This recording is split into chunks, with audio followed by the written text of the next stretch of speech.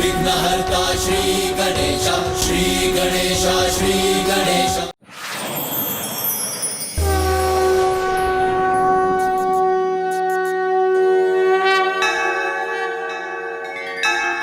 आवाहन और आसन ग्रहण करने की विधि संपन्न होने के उपरांत, हे प्रथम पूज्य गणेश, मुझे पाद्य विधि आरंभ करने की अनुमति दीजिए।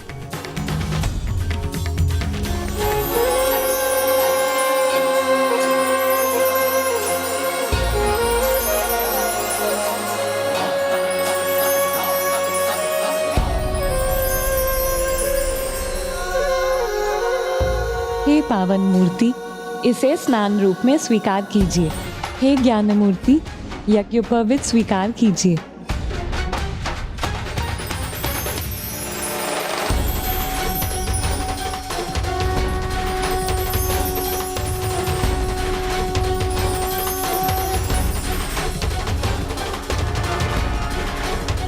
हे श्री गणेश, ये आभूषण ग्रहण कीजिए।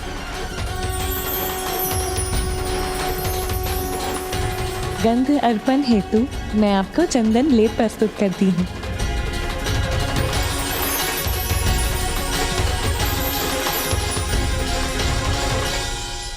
हे विघ्नहर्ता, अब पुष्प, दीप, धूप और नैवेद्य स्वीकार कीजिए।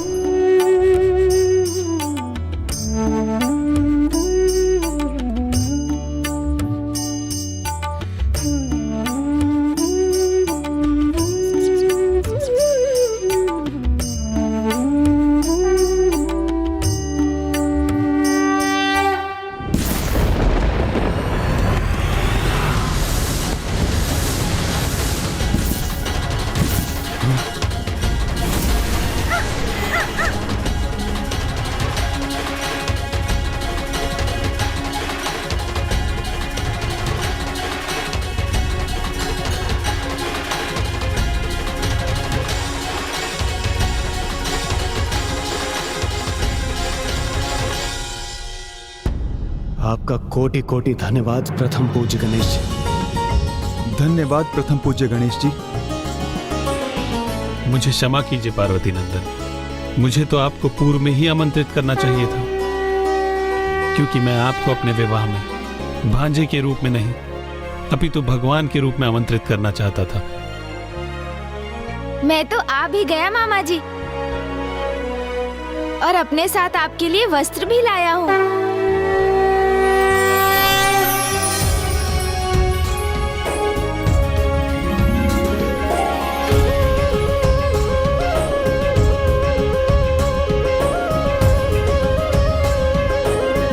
यहाँ हैं आप।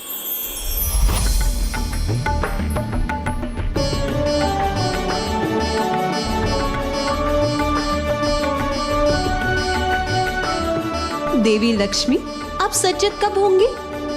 आपको ज्ञात भी है अब अधिक समय नहीं है, वहां से बारात प्रस्थान कर चुकी होगी देवी।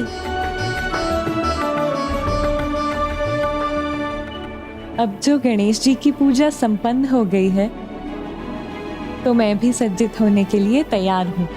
आइए देवी, अब चलिए भी।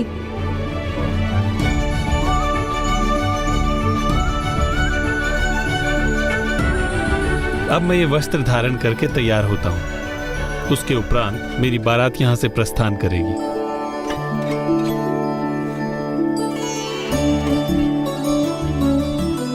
प्रणाम श्री हरि। प्रणाम गणेश। प्रणाम गणेश जी।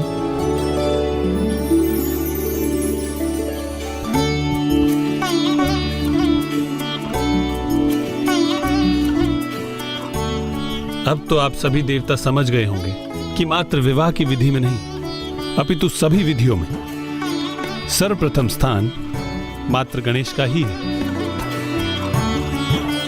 इसलिए इस पावन विधि का आरंभ करने के पूर्व हमें गणेश का आवाहन, उसकी पूजा और द्वादश नामावली से ही करना चाहिए। तो इस प्रकार प्रभु श्री हरिनारायण ने प्रभु गणेश जी को अग्रस्थान प्रदान किया और संसार को उनकी द्वादश नामावली का महत्व भी समझाया कि किस प्रकार उनकी नामावली का पाठ करने से किसी भी कार्य में शुभता आती है। इतना ही नहीं,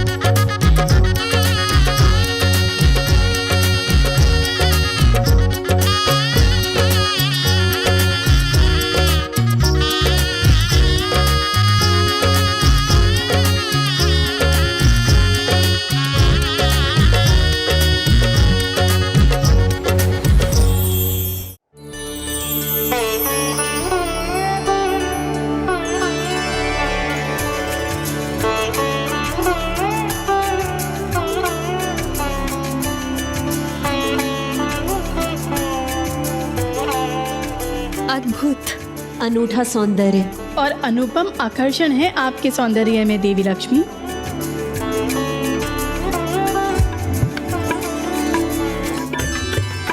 बारात आ गई और फिर प्रभु श्री हरि नारायण और माता लक्ष्मी का विवाह बड़ी धूमधाम से आरंभ हुआ और उस विवाह समारोह में कदाचित मेरे प्रभु गणेश जी सर्वाधिक आकर्षक प्रतीत हो रहे थे, इसलिए सभी का ध्यान मात्र मेरे प्रभु गणेश जी पर ही था। हाँ, किंतु पंच सुंदरियों का ध्यान तो कहीं और ही था। यहाँ से आगे की कथा मुझे ज्ञात है, जिससे आप दोनों अनभिज्ञ हैं। विवाह में तो कोई विघ्न नहीं आया, क्योंकि वहां विघ्नहर्ता गणेश जी उपस्थित थे। किंतु विवाह के उपरांत एक बड़ा विघ्न आने वाला था, जिसका बीज विवाह के समय ही रोपा गया था। और यह बीज बोने वाली और कोई नहीं, समुद्र मंथन में माता लक्ष्मी के समान समुद्र से उत्पन्न होने वाली पंच सुंदरियां थी। अर्थात अन्य शब्दों में कहूं तो वो स्वयं देवी लक्ष्मी की बहनें ही थीं।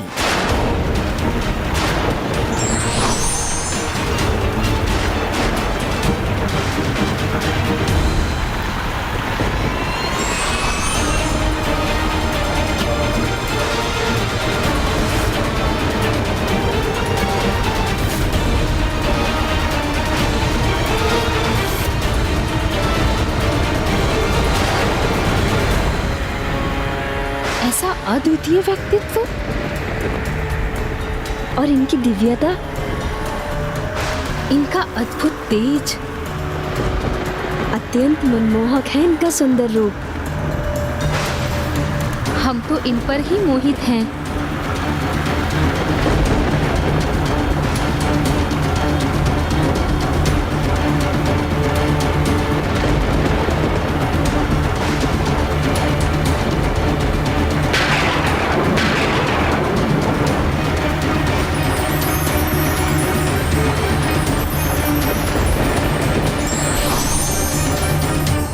मुझे इस कथा का ये भाग ज्ञात नहीं। किंतु मुझे तो है, और मैं आपको यह कथा सुनाने के लिए तत्पर भी हूं। पंच सुंदरियां पूर्व में ही श्री हरि नारायण पे मोहित थीं, किंतु जब बारात का आगमन हुआ तो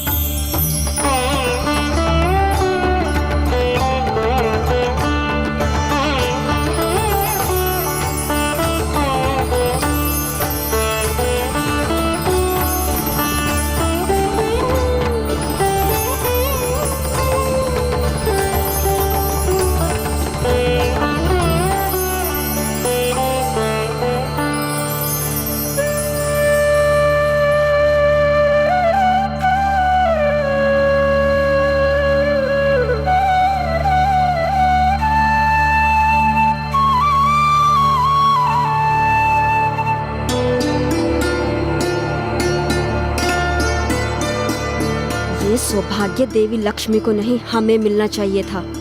अन्याय हुआ है हमारे साथ। कदाचित ये अपमान है हमारा।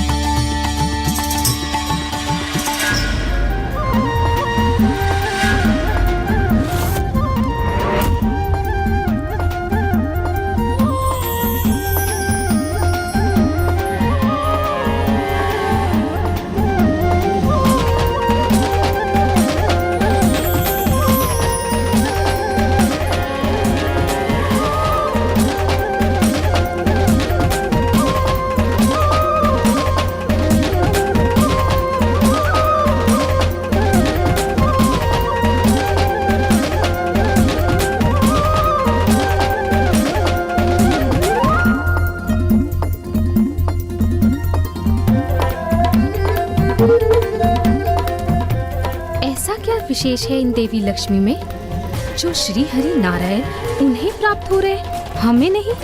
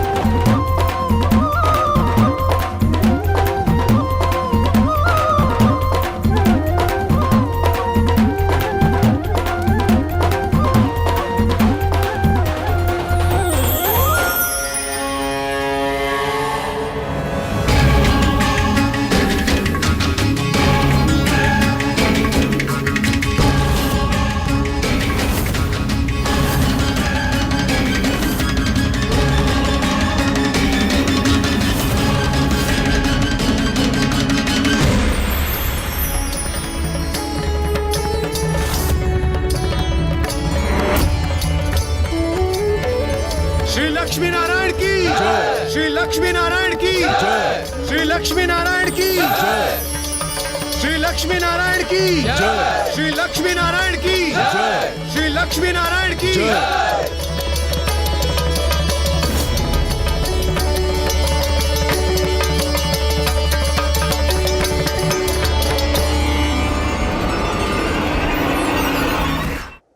कितना अद्भुत पल था वो, जब प्रभु और माता पुनः लक्ष्मी नारायण रूप में एक साथ आए और वो पंच सुंदरियां उस अनूठे दृश्य को छोड़कर वहां से प्रस्थान कर गईं। ये तो अनुचित मोह और मात्सर्य का घातक संयोग था। वास्तव में यह संयोग तो सर्वाधिक घातक होता है गौरी पुत्र।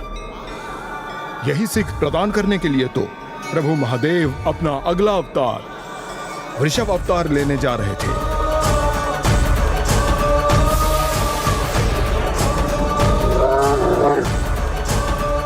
अर्थात प्रभु महादेव ने अपना अगला अवतार जगत को ये सीख देने के लिए लिया था कि जब मोह सीमा से अधिक बढ़ जाता है तो वो मात्सर्य को जन्म देता है और मात्सर्य विनाश को। इसलिए उचित तो यही है कि मोह को उसके पूर्व ही त्याग दिया जाए। किंतु पंच सुंदरियां तो पूर्व में ही मोह से मात्सर्य को जन्म दे चुकी थी। श्री लक्ष्मी नारायण की जय। श्री लक्ष्मी नारायण की जय। श्री लक्ष्मी नारायण की जय। श्री लक्ष्मी नारायण की जय। श्री लक्ष्मी नारायण की जय।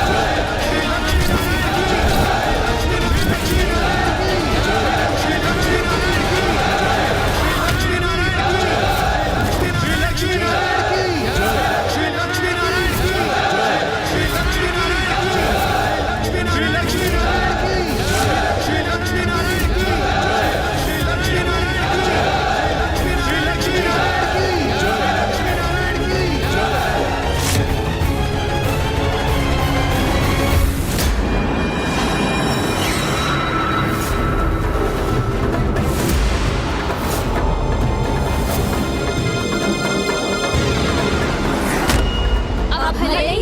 कुछ भी गुनाह न करना पड़े।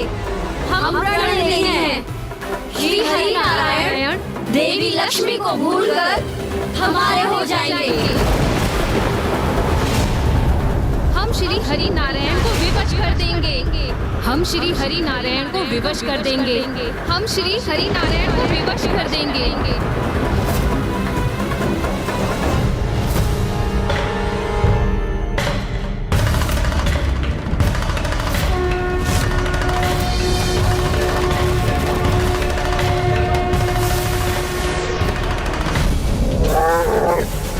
फिर क्या हुआ लंकेश? क्या किया उन पंच सुंदरियों ने? क्या वो प्रभु श्री हरि नारायण को पाने में सफल हुए?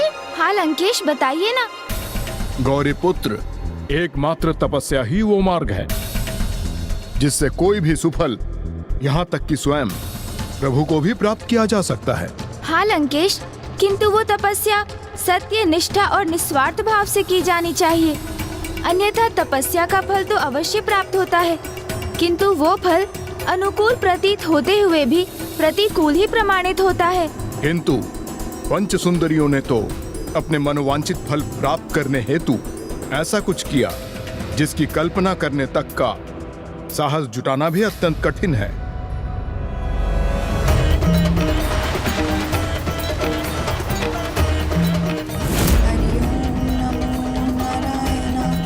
हरि ओम नमो नारायण।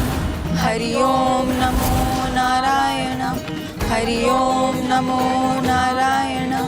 हरि ओम नमो नारायण।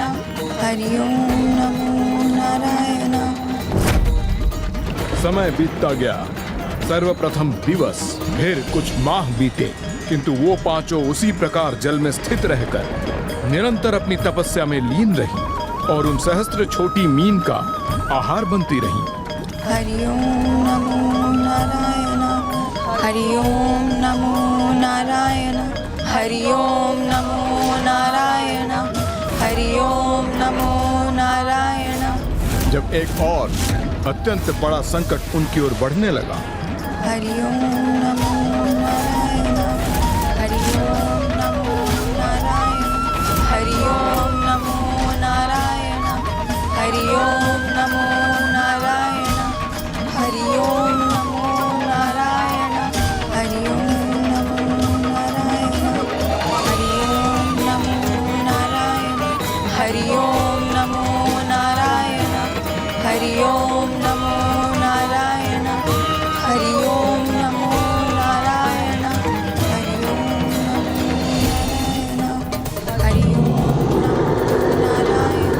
हरि ओम नमो नारायण। हरि ओम नमो नारायण। हरि ओम नमो नारायण।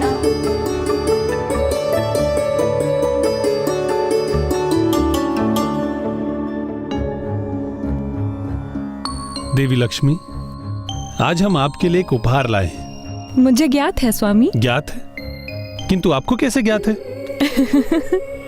क्योंकि हमारे विवाह के उपरांत से आप मुझे अनेकों उपहार दे रहे हैं, इसीलिए मुझे ज्ञात था कि आज आप अवश्य मेरे लिए कुछ लाएंगे। ये देखिए, आपके सर्वाधिक प्रिय पुष्प, मोगरे की माला।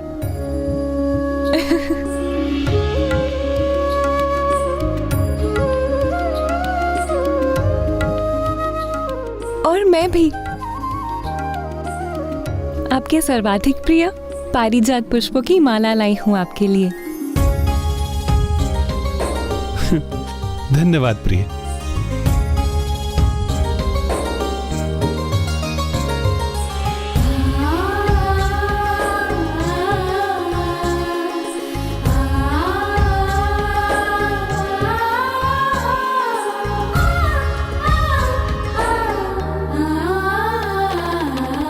हाँ, अवश्य प्रिय।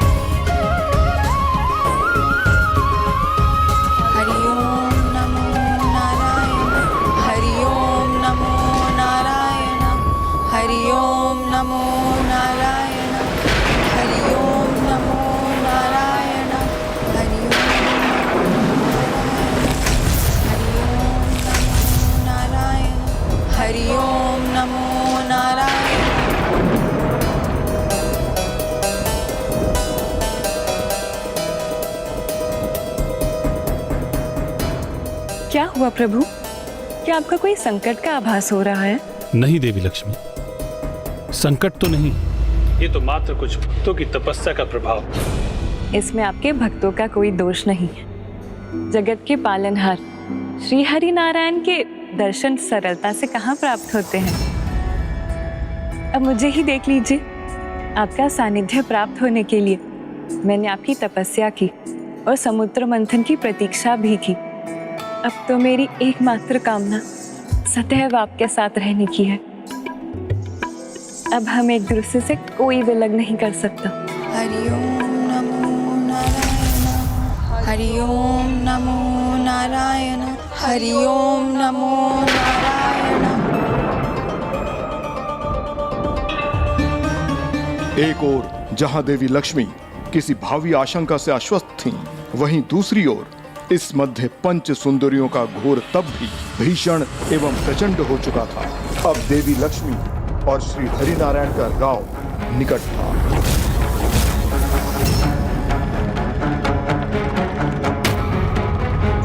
अनुचित उपाय से प्राप्त की गई कोई वस्तु, धन अथवा स्वामित्व अधिक समय तक नहीं ठहरती, वो सदा ही खो जाती। For more updates, subscribe to our channel, click the show links and enjoy watching the videos.